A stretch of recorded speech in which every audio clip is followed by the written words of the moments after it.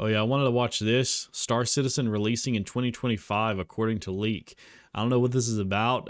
If there is a leak saying that's the release date, it might be a placeholder release date. The release date could mean the single player of Star Citizen, which is called Squadron 42. If just the whole game is coming out in 2025, I feel like that is not going to be a good thing.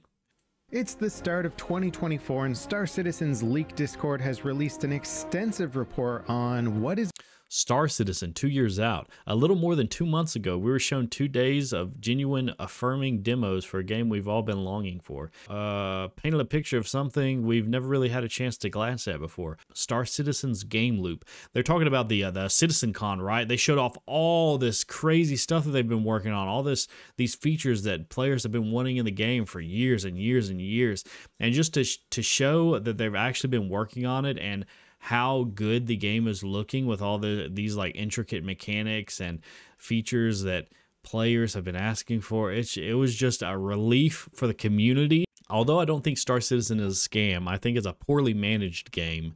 They're still working on ships that they've had concepts for like 6 years ago. A ship concept it's basically a mock-up, like a sketch of what the ship could look like and all the functions, and like just like a brief, and they give it like a little concept art thing, and you can buy it. You can buy ships that aren't even out yet with your money. People's done that, and a lot of people are still waiting for them concept ships to come out that they bought 6 years ago. Going on behind the scenes at CIG, and there's some major plans in the works, and even the mention of Star Citizen 1.0, as in the game's done, or at least ready to ship. Now, as with anything with the leak label, this should be taken with a grain of salt, but it's hard not to put some weight into this report, and at the start they do mention that the information comes from multiple devs with at least one corroborating witness on each bit of info and or screenshot evidence. So take that for what it's worth, and let's get into some of these juicy details. X1s are so fun to fly around in. Now, Pipeline has details on what essentially is an internal roadmap for CIG. The company used to make these Yeah, they did used to make these roadmaps until they stopped making them because they weren't able to meet the deadlines that they put on the roadmaps. I'm like, well, let's stop doing roadmaps. All right, Q1. The goal of Q1 patch is to contain as many Squadron 42 features as possible. They showed this they talked about this earlier, talking about how like the first quarter of 2024 they're going to be implementing a lot of features that players have been wanting for a while. And maybe that's where this leak comes into play, because there's supposed to be a very big update coming soon with like a lot of features. And maybe once the update's out, maybe then it'll be ready to launch. I don't know. Maps more public, but because they kept having to delay these features, they switched over to the new tracking system, which only lists what's coming in the next major patch rather than what's planned out for a year or more down the road. Now I'm going to list out some of the early year stuff here and build up to a grand finale that you don't want to miss. Starting off in Q1, we can hopefully expect the 3.23 patch. This patch looks like it's going to get much more extensive. The goal is to contain as many Squadron 42 features as possible, with a meshing preview potentially. There was also an additional leak surrounding patch 3.23, which seems to indicate that there could be some form of base building here. Please. I wasn't exactly sure how much base building. So I would good. imagine it would be a very, very simplified version of it, but When you play with your friends, you can't log out in their ships anymore. So building a base, hopefully you can get your friends together, make a little base somewhere in the middle of the forest on Microtech, and just that can be your home base. There's really nothing, there's no player housing or anything in the game right now. So when you log into the game, you wake up in a hotel and that's it. Or if you logged out in your ship's bed, you wake up in your ship. But it'd be nice to have a little home base, and you can take stuff you find, and just decorate your base with it and have like a little base of operations. And it'll make for interesting like player-to-player interactions too. Seeing other players might want to go in this other player's base and see, if they can infiltrate it, stuff like that. I don't know how the base systems, like if there's going to be like an armistice zone around the bases you build, but yeah, it'll be interesting to see how they work. It indicated that there could be outposts, the potential for subterranean outposts, crafting furniture and things needed to make them function and homey. See, having a garage like this will be a game changer. I know they're supposed to add garages in hangars as well, so you can kind of like take your time and suit up in your hangar, you know, take off turrets on your ship, add new turrets on your ship, call your ground vehicles on the elevator or in the cargo bay and just load your ship up like that. It'll be so much better, man. And also potentially the ability to buy land claims with Alpha UEC. And we might also get DLSS 2 and FSR with that patch. Apparently DLSS 3 has been more challenging, so that will come later. But any GPU upscaling tech would mean major performance improvements. Yeah. And as wildly ambitious as that patch sounds, it does seem like it would be in line if CIG really does intend to release tons of these features this year. They got to start rolling. I feel like that every time they add stuff in the game, it gets more broken. And I feel like they need to focus on making like the base game like sturdy. Like the foundation needs to be good before you start adding a bunch of stuff on it. With the foundation being as like rocky and crumbly as it is now, adding more weight on top of that thing gonna make the whole thing fall over. Them out fast, so maybe we'll get base building Q1. That would be pretty wild. Then we bump up to Q3, which would be Pyro. We already know that that is planned for the big 4.0 patch later this year. This would also include meshing, as in meshing's ready to deploy to the live server, resource network, and master modes. That all seems quite ambitious, as these systems are massive. I mean, as cool as base building is, it doesn't seem quite as monumental compared to some of these systems here. So that's exciting too. Hopefully they can hit that mark. I mean, to be honest, I don't think anyone was expecting them to show off as much stuff as they showed off in CitizenCon. So it's completely possible that they didn't show off everything at CitizenCon. They're like still, you know, there's a lot of systems that they're working on behind the scenes that nobody even knows about right now. So who knows? Base building might come sooner than we think, and things like that. So then in Q4, they listed out Planet Tech version 5. I'm not entirely sure what comes with that, but likely more. Man, look at this planet. That looks dope as hell. More evolutions to what was shown off at CitizenCon. Planets still need more work on rivers, water physics, atmospheric effects like rain, so it's probably finalizing Planet Tech to some degree. Then we hop in a time machine and zoom ahead in time almost 2 years from now to 2025 Q4, with the goal being Star Citizen 1.0, which would contain 5 systems on launch. There's no way, dude. Contains 5 systems on launch. We only got 1 system right now, and if we're lucky, then Pyro will come out in 4.0, and that'll be 2. But what are the 3? I don't know, dude. This is all seeing like I was with it at the beginning. Like I was like, okay, yeah, maybe they're not showing a lot of stuff they've been working on. You know, I don't know about this one. 3 other systems, right? You're telling me? A narrative experience on launch. Nah, dude. And 3 other systems and a deeper narrative experience. Now, obviously, this is the major bombshell of the report, and almost a meme within itself, considering it's another 2-year-long timeline, which has been the running joke with Star Citizen pretty much forever. Now, don't get me wrong, I find this info extremely exciting, and that they want to internally shift all their resources over and ramp up towards a 1.0 launch. That's the whole thing, dude. They've got this split right now. A lot of the team was working on Squadron 42, trying to get that ready to launch.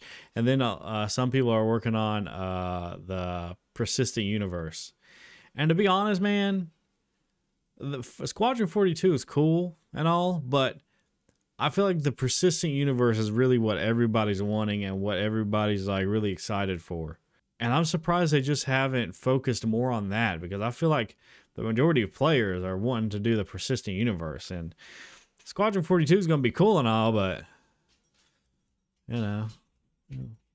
And if you're a fan of the game, this is basically just good news. It's more content, more polish, more features. It's all improvements.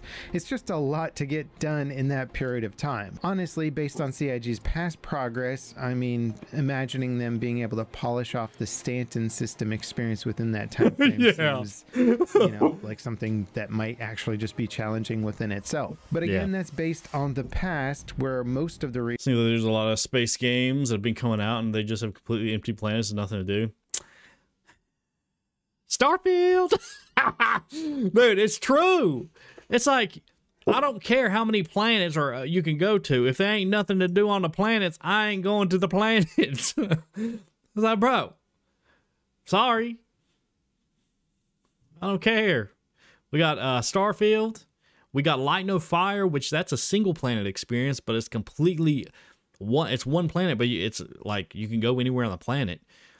There's Star Citizen, but to me, Star Citizen remains the GOAT of space games.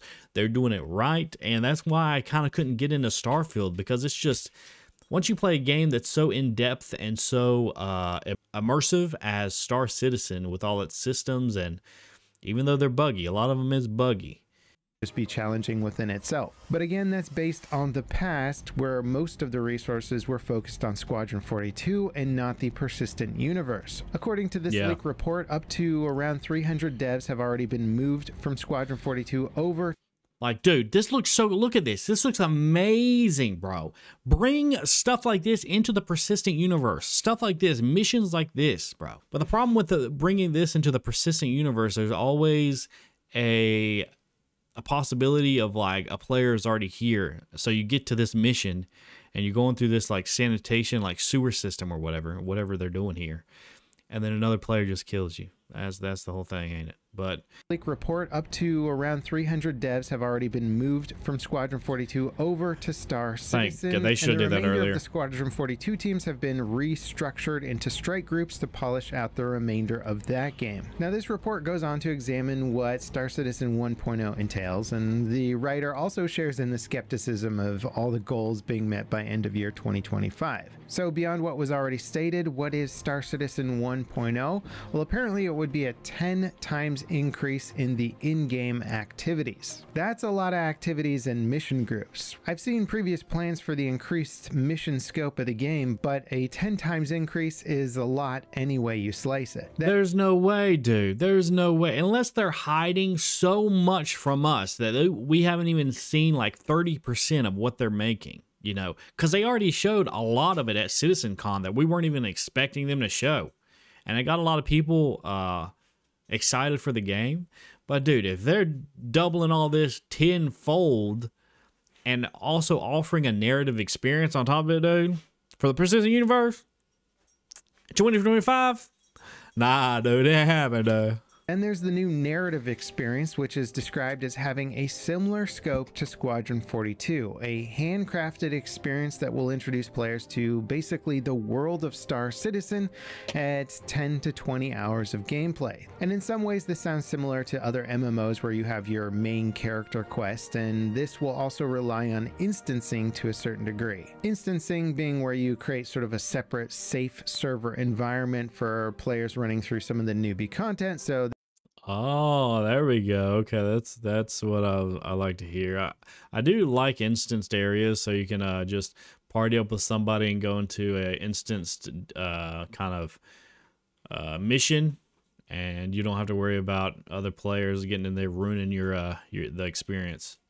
Their experience can't be ruined by players who are trying to troll or PvP or something. Yeah. Now, honestly, this sounds great in concept. Star Citizen has become so complex that getting into the experience right now is pretty tough. So a more narrative style introduction that's maybe kind of like your main quest in an MMO to help you get familiar with the basics makes a ton of sense. A brisk 10 to 20 hour long tutorial. And apparently instancing is going to become a much bigger part of the project moving forward, used for raid content such as distribution facilities, personal facilities like your hangars, and narrative focused missions such as ones where you have to interact with hero NPCs and you see that all this sounds really cool on paper, but when it's implemented into the game, I guarantee it's not going to be as as cool as it's not that it won't be epic and stuff. I'm sure it's gonna be cool, these raids from these distribution center raids, but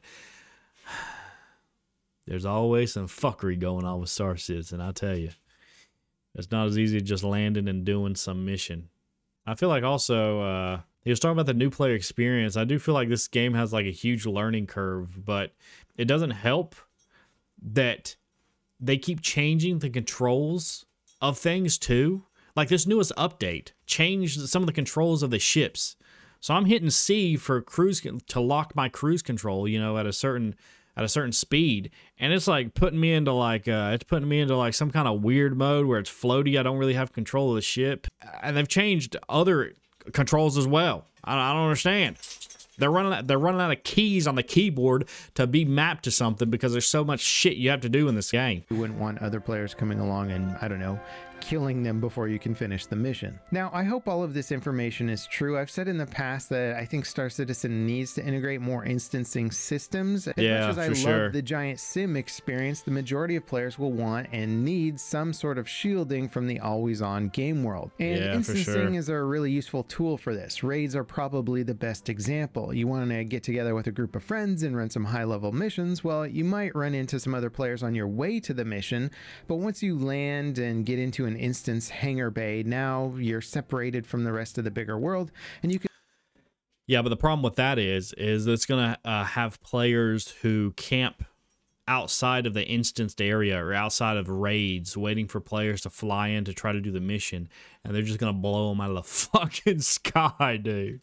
Can focus on the mission at hand rather than having to worry about somebody blowing up your ship on the surface while you're in an underground facility. This would also give CIG a lot more freedom in crafting out detailed narrative missions, since narrative content in a massive multiplayer server is extremely challenging, as was already shown by Siege of Orison and some of the other big game events. Small scale events can have fun things triggered at just the right moments to great effect. You know, you're one of those trolls that ruin other people's missions, right? Listen.